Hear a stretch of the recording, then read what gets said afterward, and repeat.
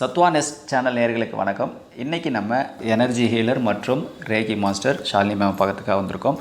So அவங்கக்கிட்ட நமக்கு கிடைக்க வேண்டிய செல்வத்தை வந்துட்டு அது டிப்ரெஷன் மூலயமா தடுக்கப்படுது, அது எப்படி தடுக்கப்படுது, அதை எப்படி சரி பண்ணலாம் அப்படின்ற விஷயங்களை பற்றி நம்ம மேம்கிட்ட கேட்டு தெரிஞ்சுக்க போகிறோம். வாங்க பார்க்கலாம். மேம் வணக்கம். வணக்கம். எப்படி இருக்கீங்க மேம்? நல்லா இருக்கேன். Okay ma'am. மேம் நம்ம கிடைக்கக்கூடிய செல்வம் அது வந்து டிப்ரெஷனால் தடுக்கப்படுது அப்படின்றாங்க. ஸோ அது எப்படி தடுக்கப்படுது, அதை எப்படி நம்ம வந்து சரி பண்ணிக்கிறது, அதை பற்றி கொஞ்சம் சொல்லுங்கள். உண்மைதான். ஏன்னா ஒவ்வொருத்தரும் வந்துட்டு ரொம்ப கஷ்டப்பட்டு வேலை பார்க்குறாங்க இல்லையா? அந்த வேலை பார்க்கும்போது நம்மளுடைய மனசு, நம்மளுடைய பிரெயின், எண்ணங்கள், இந்த தாட் ஃபார்ம்ஸ் வந்து பார்த்திங்கன்னா நம்மளை ஒரு பேரிகார்ட் போட்டு பார்த்திங்கன்னா நம்மளை ஃபார்வர்ட் போக விடாமல் தடுத்துக்கிட்டே இருக்கும் எப்போவுமே. ஏன்னா நம்மளுடைய எண்ணங்கள் தான் நமக்கு மிகப்பெரிய பிளாக்கே. ஏன்னா நிறைய பேர் நினச்சிக்கிறாங்க நமக்கு வெளியிலிருந்து ஏதோ பிரச்சனைகள் வந்து அதிகமாக வருது, அதனால தான் நம்மளால் ஏர்ன் பண்ண முடியல அப்படின்னு. ஏகப்பட்ட பேர் சொல்லுவாங்க நமக்கு பாசிட்டிவ் தாட்ஸ் வந்துட்டு உங்களுடைய ஒர்க் மேலே வைங்க, உங்கள் மேலே பாசிட்டிவ் தாட்ஸ் வைங்க, அந்த வைப்ரேஷனே வந்து உங்களை ஒரு இடத்துக்கு கொண்டு போகும் அப்படின்னு சொல்கிறது எல்லாமே வந்து 100% உண்மை தான். ஏன்னா இப்போ நீங்கள் ரொம்ப டிப்ரெஷனாக இருக்கும்போது இந்த டிப்ரெஷன் ஸ்டேட் ஆஃப் மைண்டு என்ன செய்யும் அப்படின்னா, உங்கள் மனசு ஒரு பக்கம் சொல்லும் நீ இந்த வேலையை செஞ்சால் இது உனக்கு சக்ஸஸ் கிடைக்கும் அப்படின்னு உன் மனசு சொல்லும். ஆனால் பிரெயின் என்ன சொல்லும் அப்படின்னா, டே இதை நீ செய்யாதே, இதை செஞ்சீங்கன்னா உனக்கு நஷ்டம் ஆயிரும்னு பிரெயின் சொல்லும். அப்போது டிப்ரெஷன் எந்த இடத்துல உருவாகும்னா, பிரெயின் சொன்னதை நீங்கள் வந்து கன்சிடர் பண்ணிட்டீங்கன்னா உங்கள் ஹார்ட் வந்து ஹெவி ஆகிடுது. அப்போ டிப்ரெஷன் வந்து தானாக வந்துட்டு உங்களுக்கு உருவாகிடுது.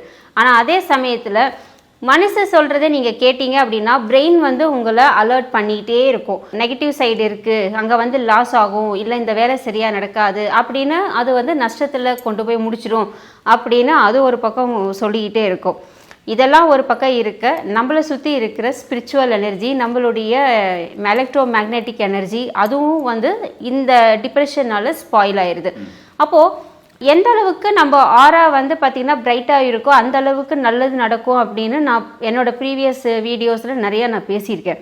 அப்போது நம்ம ஆரா வந்து பிரைட் லைட்டாக இருக்கிற பட்சத்தில் தான் மற்ற எனர்ஜிஸும் அட்ராக்ட் ஆகும். இப்போ ஒரு ஃபார் எக்ஸாம்பிள் நீங்கள் ஒரு நல்லா படிக்கிற ஸ்டூடெண்ட்டுன்னு வச்சுக்கோங்க, இல்லை ஒரு டாக்டர்ஸ் இருக்கிற இடத்துல டாக்டர்ஸ் கூடயே கம்யூனிகேஷன் பண்ணுவாங்க, அவங்க கம்யூனிட்டியை வந்துட்டு பில்டு பண்ணிக்கிட்டே இருப்பாங்க. அதே போல் ஒரு லாயர் இருக்காங்க, இல்லை வந்து ஒரு போலீஸ் இருக்காங்க, ஒரு ஆர்கிடெக்ட் இருக்காங்க. இந்த மாதிரி ஒவ்வொருத்தரும் இப்போ பார்த்தீங்கன்னா, இப்போ நீங்களாக இருக்கட்டும், நானாக இருக்கட்டும், இப்போ நம்ம எல்லாருமே என்ன செய்வோம்னா நம்ம ஃப்ரீக்குவன்சிக்கு தகுந்த மாதிரி நம்மளுடைய சரௌண்டிங்கை பில்ட் பண்ணிக்கிட்டே இருப்போம் இல்லையா? ஆனால் இந்த டிப்ரெஷன் ஒரு ஸ்டேட் ஆஃப் மைண்ட் வந்துருச்சு அப்படின்னா நம்ம கூட இருக்கிற யாருமே நம்ம கூட இருக்கவே முடியாது. ஏன்னா அந்த இடத்துல நம்மளுடைய ஃப்ரீக்வன்சி ரொம்ப டவுன் ஆகி போயிடும். அப்போது நமக்கு வர வேண்டிய ஆப்பர்ச்சுனிட்டிஸ் கட் ஆகிடும். ஸோ டிப்ரெஷனுங்கிறது ஏதோ காரணத்தினால டிப்ரெஷன் உருவாகி இருக்கலாம். அந்த டிப்ரெஷனை வந்து ஓவர் கம் வந்து நம்ம பண்ணணும் அப்படின்னு நினைக்கும்போது அப்போ என்ன செய்யணும், அந்த பிரச்சனை என்னவோ அந்த பிரச்சனையை வந்து கொஞ்சம் தள்ளி வச்சு பார்க்குறது ஒன்று தான் வந்துட்டு இந்த இடத்துல நம்ம செய்ய முடியும். அதர்வைஸ் நமக்குள்ளேயே நம்ம வந்து இதை என்னால் ஓவர் கம் பண்ண முடியும், நான் வந்துட்டு சக்ஸஸ் பண்ணிடுவேன், என்னால் நல்ல ஸ்மார்ட் ஒர்க் கொடுக்க முடியும். ஸோ ஹார்ட் ஒர்க் கொடுக்க முடியும்னு நான் சொல்லலை, இந்த இடத்துல ஸ்மார்ட் ஒர்க் கொடுக்க முடியும்னு சொல்கிறேன். ஏன்னா ஹார்ட் ஒர்க் என்றைக்குமே நமக்கு வந்து நமக்கு தேவையான அந்த கிரெடிட்டை வந்து எடுத்து கொடுக்காது. ஆனால் ஸ்மார்ட் ஒர்க்கு கிரெடிட் எடுத்து கொடுக்கும்.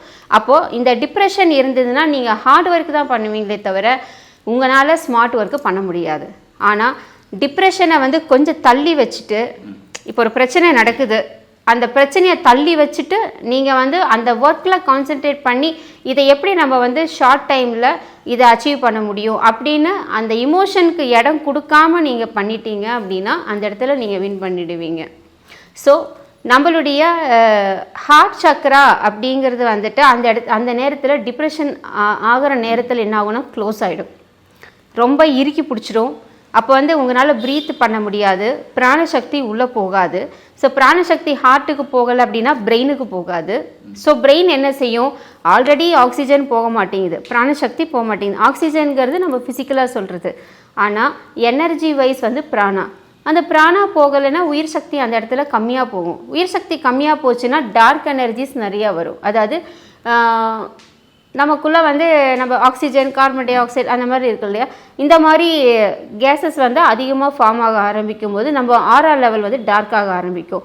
ஸோ டார்க் அண்ட் சைடு வந்துச்சுன்னா நமக்கு வர வேண்டிய கிரெடிட்ஸ் எல்லாமே வந்துட்டு டவுன் ஆகி போயிடும்.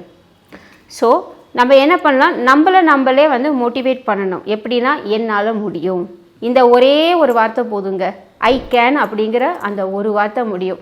ஐ கேன் அப்படின்னு சொல்லி நீங்கள் அந்த வேலையை ஸ்டார்ட் பண்ணினீங்கன்னா கண்டிப்பாக நீங்கள் அதை சக்ஸஸ் பண்ணிடுவீங்க. எவ்வளோ டிப்ரெஷன் இருந்தாலும், பட் அந்த ஸ்டார்டிங் ஸ்டேஜ் ரொம்ப ட்ரபிள்.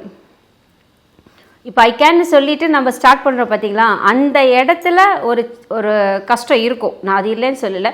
பட் அதை ஓவர் கம் பண்ணி நீங்கள் மூவ் பண்ணிட்டீங்க அப்படின்னா கண்டிப்பாக நம்மளால வின் பண்ணிட முடியும்.